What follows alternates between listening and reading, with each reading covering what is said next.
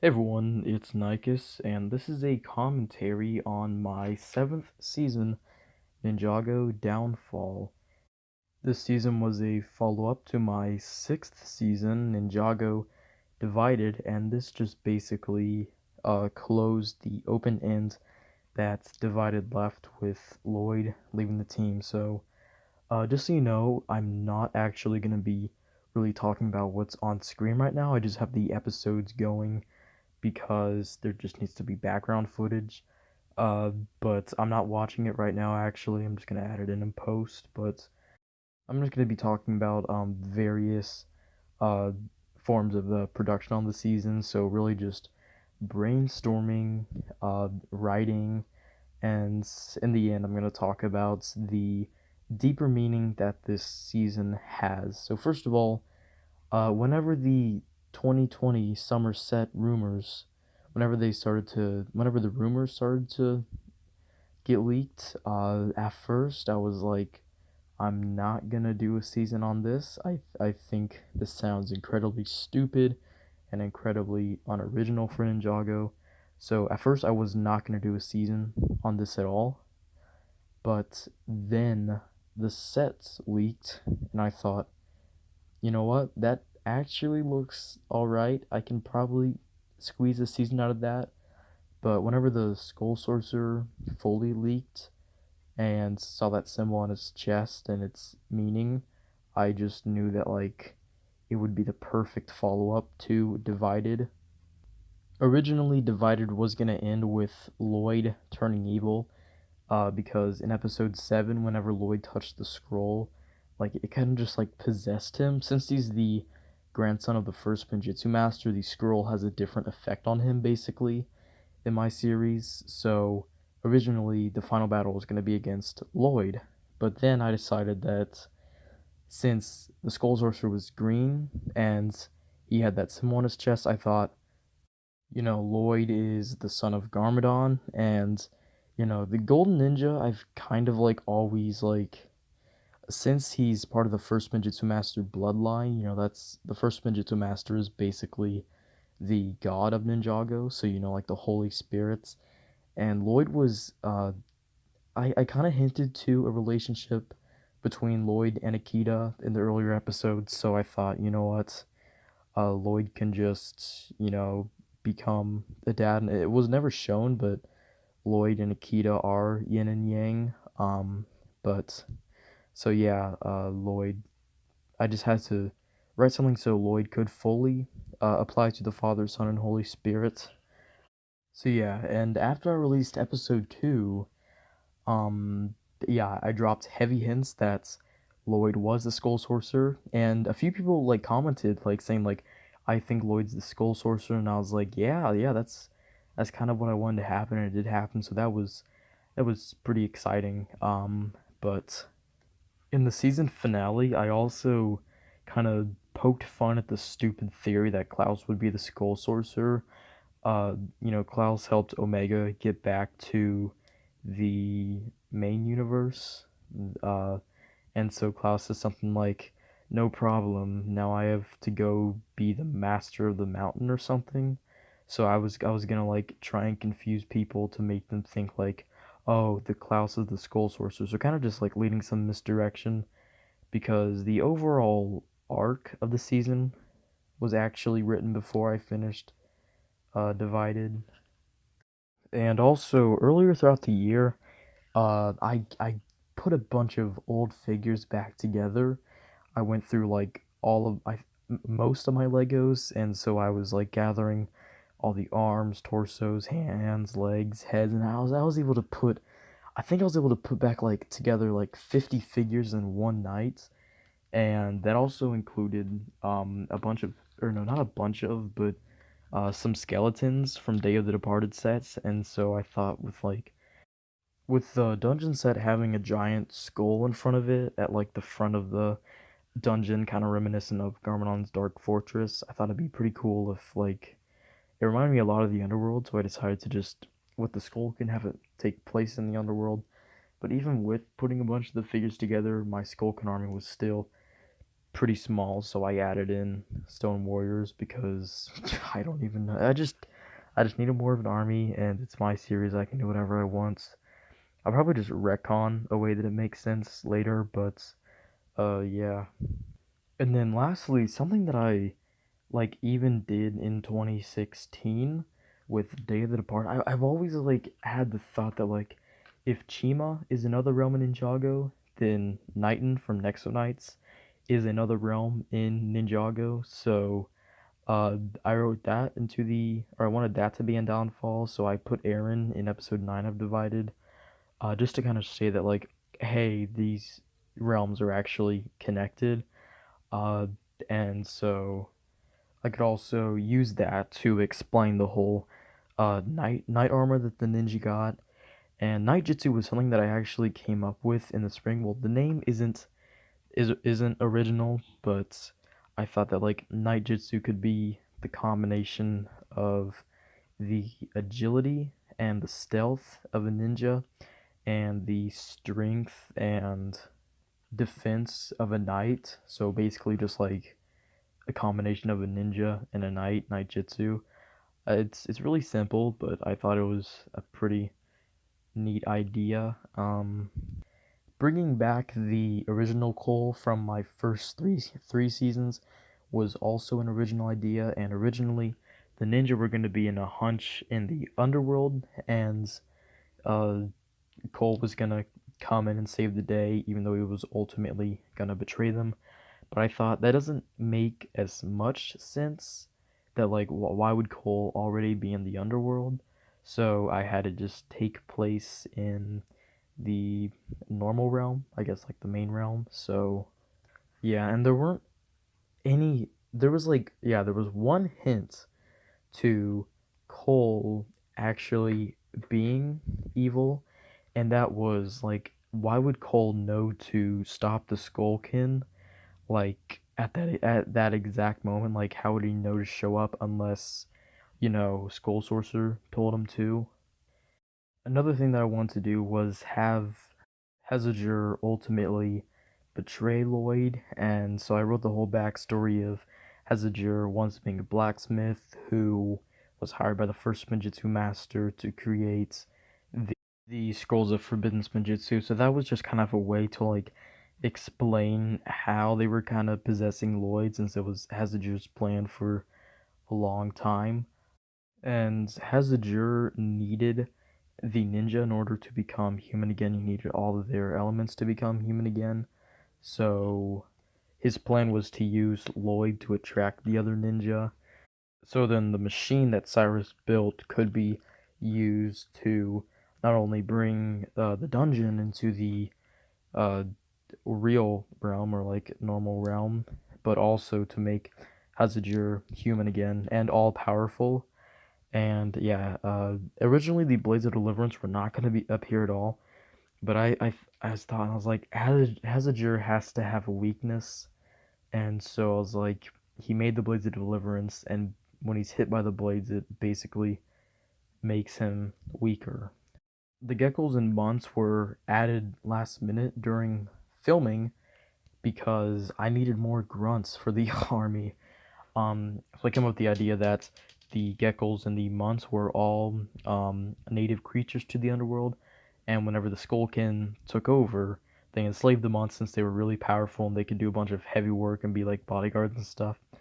And they killed off most of the geckos except for the last one, which I named Gex because at the time of writing, uh, I was watching a lot of Scott the Woz. So if you watch Dark Age of Nintendo, Jeb Jab is always like thinks that they're playing Gex, so that was kind of just like a nod to that. But I do want to make Gex a reoccurring character, just a part of the team. So yeah, they were all added last minute, like whenever I started filming. But I guess that's kind of okay. So I'm gonna go back to spring when it was still in the brainstorming phase. And another thing that I knew was that I wanted someone else to voice the Skull Sorcerer. So I just said on Instagram, hey, I need a kind of deep voice to voice the Skull Sorcerer. reply if you're interested. So I gave them audition lines, and Luma 208 ended up getting the part, and yeah, he did a really good job. You should check out Luma's Instagram and his channel. I will be leaving a link to both of those in the description, so please go check his stuff out. The Skull Sorcerer having a different voice actor was also to kind of uh, get rid of suspicion on, Lloyd or someone that we know being it. And Luma had never voiced anyone before in my series, so, I was like, it was like, oh, this is a completely new character, but it was just the mask and Hazard's possession, so yeah. The other two voice actors that were not me were Lego Man Sam and Studios, both good friends. Uh, they both appeared in the Prime Empire segment of the first episode, and the whole idea of that segment, there was 2 points of that segment. First off, to do something Prime Empire, 'cause since I wasn't doing a season on it, I just thought, like a really short scene. But another thing was to do it correctly. I've seen like 5 or 6 Prime Empire seasons, and they were fine, but when it came to like actually representing a video game, they were atrocious. So I built a special rig to connect Jay to the camera. So like whenever Jay would walk forward, I'd move the camera slightly so it's like the camera's following Jay like a video game. And then Jay went to change his suit. So I had like a suit selection screen with like press A and sound effects and flashing text. And then Jay, it would enter the like big thing in the middle of the market to start the next mission, along with a loading screen, and then starting off with a cutscene. So yeah, I kind of wish I would have done a Prime Empire season. I love video games. I play them all the time, and I understand like I would make it actually feel like a video game. I will be using some of the ideas that I thought to make it feel more like a video game, or just have it make more sense really. I'm using some of those ideas in Elemental Awakening coming out at the end of next month. So look forward to that, I guess. But I just wanted 2 voice actors for in-game, because I didn't want to just use my voice for the game, because it would have made it feel like really weird. That's like you're hearing my voice as Jay, then you're hearing the same voice twice in a game. So Lego Man Sam was just a simple market uh, salesman, and then C-Bello was Jay, video game Jay. That's how I credited it. And then also one of the Ninjoids actually was missing a leg, and that was done on purpose. That was supposed to be like a glitch. Like sometimes a game will just randomly glitch out, and like uh, something just weird might happen. In a lot of old games that I play, sometimes like sprites will just like partially disappear for a second. Like in The Legend of Zelda Link's Awakening in the final boss battle, sometimes like something will disappear, whether it's like Link's body or nightmares. Something weird will happen where like a part of them disappears for a second. So that was just kind of like a reference to that. Again, making it feel more like a video game because video games have glitches. But yeah, that was another idea that I wanted to get in there, and I think that's it for ideas. I also knew that I wanted the season to end with Lloyd and Cole versus Hazajir, and so I wanted like some like intense music, or I guess just like cool music, different music, just not the same crappy Kevin MacLeod royalty free action music that everyone uses.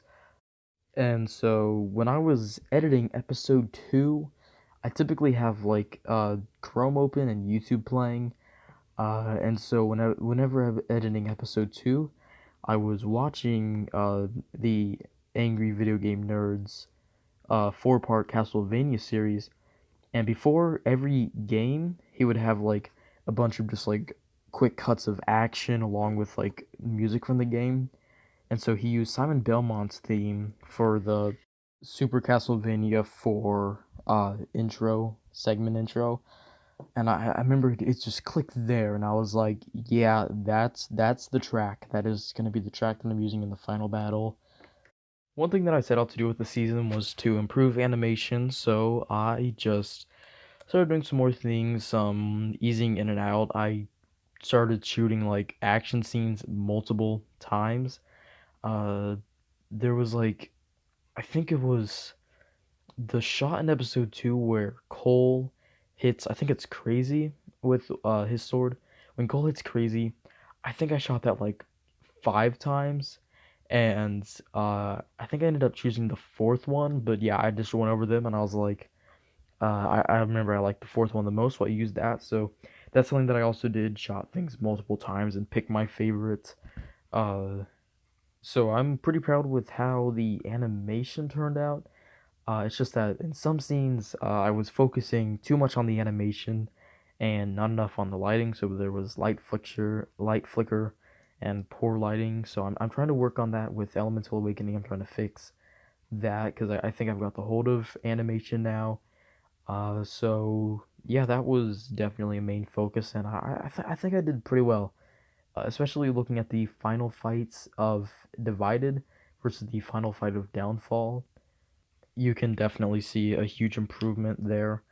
So yeah.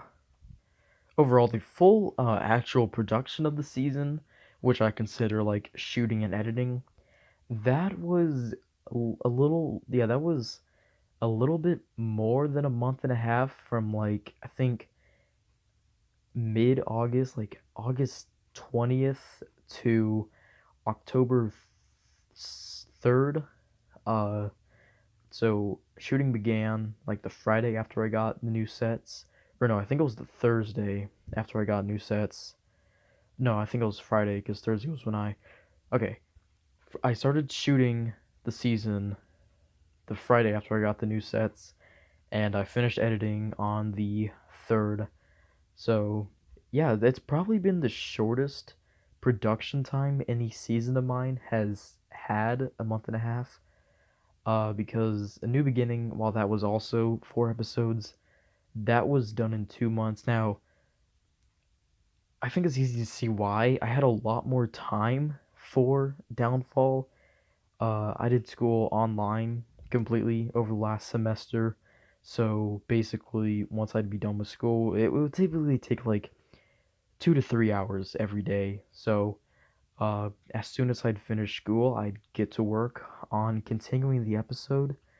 And so I had plenty of time to work on the episodes versus last year where I still had 7 hour school days and finals were coming up and I was working on the last episode and just doing stuff to try and get grades up for the semester ends, which is kind of what I have to do in January since the semester ends like late January for me. But anyways, that's been the shortest production time for any season. I don't think it's as good as Divided. I like Divided's story more. Uh, but I do think that like the pacing and the action especially was ultimately better in Downfall, and the deeper meaning in Downfall was uh way better than Divided. Deeper meaning wasn't added to Divided until the later episodes during the whole COVID thing. Meanwhile, the deeper meaning of Downfall was throughout the whole season in Cole. But back to the final, basically just like my final things on the production of Downfall. In case you're wondering what I'm used for it, first of all, I used camera, Nikon Coolpix P100, shot everything on that. I used 3 desk lamps and a additional floor lamp for extra lighting, and I used Shotcut to add special effects like green screen, stuff like that. I used OpenShot to put everything together for the final render, and I used Audacity for the audio editing. And like always, for animation, I used Windows Movie Maker and I also used that to put all the sound effects and music in. OpenShot was just used to like put every clip together because sometimes I have to export things in clips because if a Windows Movie Maker file has too many uh, files in it, it will not be able to export. So sometimes I have to like edit scenes into 2 or 3 minute separate scenes and then put it all together in a different editing program. I learned that with episode 10 of Divided. That was definitely a pain, but the bulk of it was done with Windows Movie Maker, and it's free and it's not the best, but it works. Um, Doing stop motion on it is a bit complicated. It does take a little bit of getting used to and some workarounds. I might do a tutorial on how to edit with it one day though, because it is a free program, uh, so it's openly available. But yeah, now on to the deeper meaning of downfall, and it's definitely the deepest meaning I've ever done in my series. So basically, Downfall was kind of a reflection of the past 2 years, or I guess at the time, the past year and a half of making content. Cole leaving the team was like me not really making any content in 2018. And so Cole returning to the team was like me making content again. And in the final episode, Cole says like, he's enjoyed every second of it, and so have I. I've really enjoyed making uh being able to get back to make content over the last 2 years, and my channel has grown so much since then, and so I just really want to thank you guys for that. And Cole also thanked his friends, so that's also like me saying thank you to my fellow animators, brick filmers, YouTubers. So uh Cole meeting the Skull Sorcerer in episode 2 whenever they're inside of the dungeon was kind of like, Cole found something that he lost and didn't know that it was what he really cared about. And that was also a reflection on how I lost my passion of filmmaking, but I found it during Revelations. But it truly wasn't until the movie for Revelations that I realized, wait a minute, this is what I love, and this is what I want to do with my life. So that was also a self reflection. So the season has also kind of been a self reflection. Um, and it's just, yeah, it was short, but it's just kind of a tradition at this point where I just do every other season is 4 episodes. And 4 episode seasons are nice because they can have a shorter plot and they just take a lot less effort. But yeah, that's basically it for this commentary. Thanks for watching, or I guess just listening, but also thanks for watching Downfall or Divided or just anything on my channel. Thank you for watching my stuff. Thank you for even if you just watch. I don't care if you don't like. I don't care if you don't subscribe. I don't care if you don't comment. I don't care if you dislike. Just the fact that like you're watching my stuff just means the world to me. And seeing an episode hit 1,000 views, and like there's like one episode that I made this year that hasn't hit 1,000 views, which makes me really really happy. Like the fact that 13 episodes or just videos that I made this year, 14 if you count the Kirby Moro tribute, but 14 videos that I made this year past 1,000 views. That's just insane to me that my videos were clicked on over 1,000 times. Like, that's just insane. That just is so mind-boggling and so odd, but such a nice feeling that people actually do care. So, yeah, just thank you so much for watching my stuff. It truly means the world to me. And yeah, I have one more video coming this year on the 31st. I know I might have two, but one for sure on the 31st, and that will be a top 10 list where I talk about my top 10 videos I made this year. It's really just gonna be stop motions, episodes and shorts, but uh Yeah, that should be pretty fun. So again, just one more time, thanks for listening. Thanks for watching my stuff. Thank you for caring. Thank you for supporting me. It just really means the world. Just thanks for listening and have a good rest of your day, I guess. Bye, guys.